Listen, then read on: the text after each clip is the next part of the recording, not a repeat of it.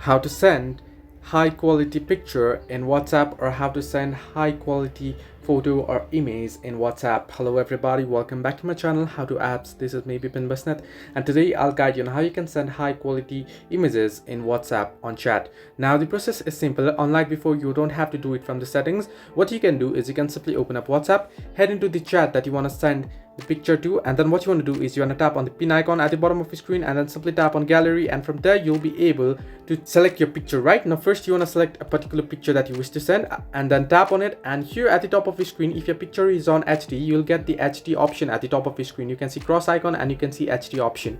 Now this option will only be available to use when your picture is on HD, so you want to simply tap on HD option and you can see photo quality option. Two different options, you'll get standard quality or HD quality. Simply tap on HD quality option and then send it, and it'll be sent in HD quality. So this way you can send high quality video, photo or image on WhatsApp chat. Hope this helped you. Do like and subscribe, and do not forget to leave a comment down below if you have any further issues.